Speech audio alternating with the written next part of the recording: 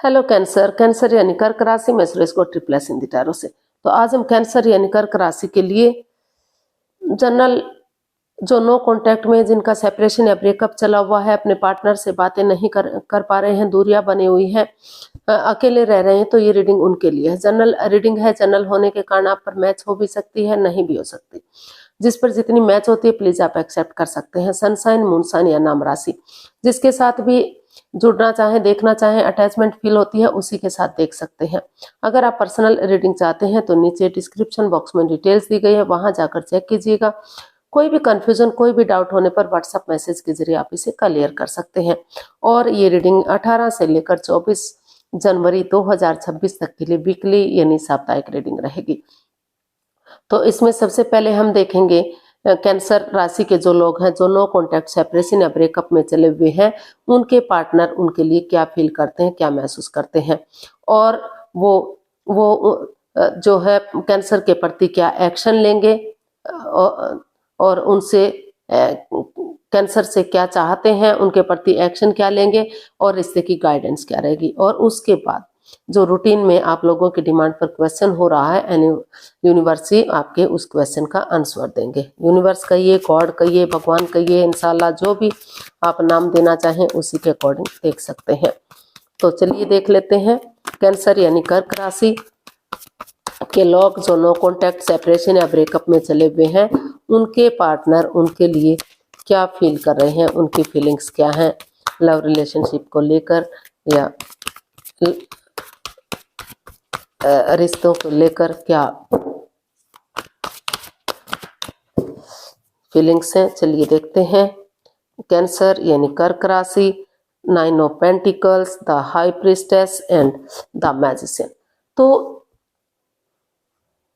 जो आपके पर्सन है कैंसर, अभी इस रिश्ते को लेकर काफी वो उनको लग रहा है कि माइंड गेम चले हुए हैं, मैनिपुलेशन चली हुई है, चीटिंग, हेराफेरी है।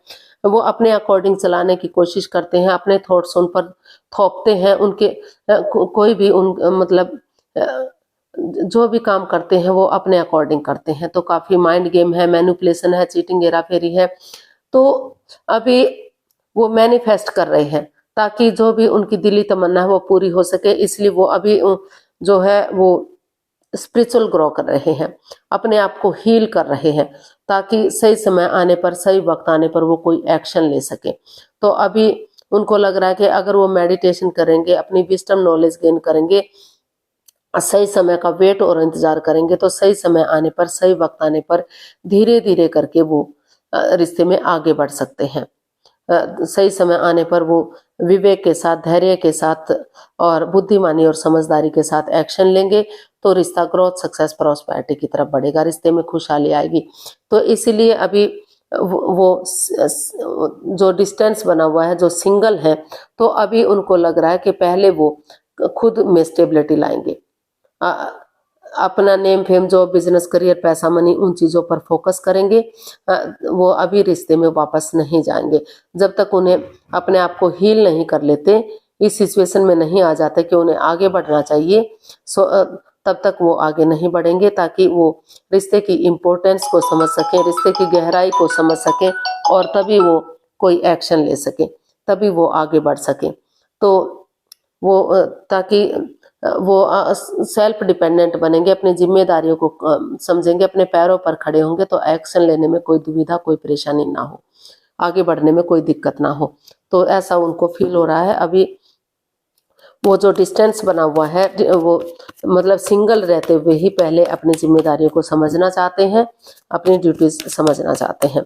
तो देख लेते हैं क्या चाहते हैं वो आपसे। कैंसर, आपके पर्सन आपसे क्या चाहते हैं। Strength, 10 of swords and 9 of cups. तो कैंसर जो आपके पर्सन है, वो आपसे चाहते हैं कि अगर, क्योंकि आपके पार्टनर जो है अभी टेंशन में है, प्रॉब्लम में है, उठ नहीं पा रहे, सो नहीं पा रहे, चल नहीं पा रहे हैं, किसी एंजाइटी से गुजर रहे हैं, या हो सकता है कि आप इतनी प्रॉब्लम में, इतने टेंशन में हैं।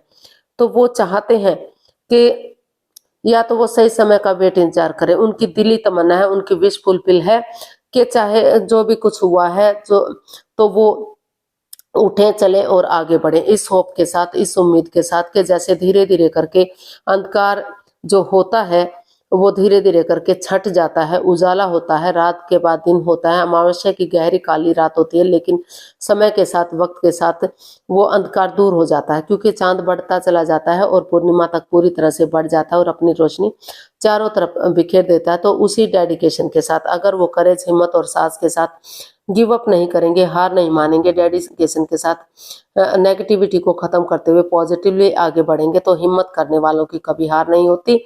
तो वो चाहते हैं कि उठे चले और इस रिश्ते को आगे बढ़ाने की कोशिश करें। उनकी दिली तमन्ना कि अगर वो ऐसा करेंगे तो समय के साथ, वक्त के साथ रिश्ता आगे बढ़ सकता है उनको, और जो है यूनिवर्स भी उनका इसमें साथ देंगे। तो देख लेते हैं एक्शन क्या लेंगे, जो कैंसर के पर्सन है वो क्या एक्शन लेंगे, देखते हैं। कैंसर के पर्सन क्या एक्शन लेंगे, देखते हैं। Death, 2 of cups and the hermit.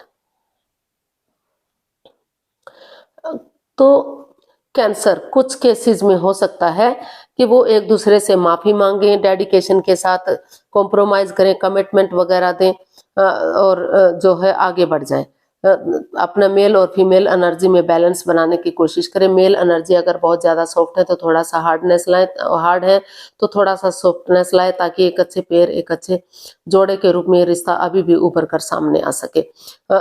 और क्योंकि ये जो रिश्ता रुका हुआ था, थमा हुआ था, तो वो यही इसमें एक्शन चाहते हैं कि धीरे धीरे करके एक दूसरे से बातें करें, उस over thinking, over control, over stress को छोड़ते हुए जो बाधाएं, रुकावटें, दिक्कतें दे रही थी, तो पेशेंटली चीजों को हैंडल करते हुए समय के साथ, वक्त के साथ वो आगे बढ़ने का सोच रहे हैं, एक नई बिगनिंग, एक नई शुरुआत करने का सोच रहे हैं, क्योंकि उनको लग रहा है कि अगर वो अपने आप को हील करेंगे, ध्यान में बैठेंगे, अपना दिल और दिमाग से सोचेंगे, तो धीरे धीरे करके रिश्ते की इम्पोर्टेंस को समझ के, जो रिश्ता रुका हुआ, थमा हुआ है, तो दोनों प्यार करते हैं, प्रेम करते हैं, अटैचमेंट और फील करते हैं, तो रिश्ते को आगे बढ़ाया जा सकता है, शुरू से शुरू किया जा सकता है इस रिश्ते को, क्योंकि रिश्ता इतना जल्दी खत्म करना या इतना जल्दी आगे बढ़ाना इतना इजी, इतना आसान नहीं होता, रिश्ते पेड़ों पर नहीं लगते।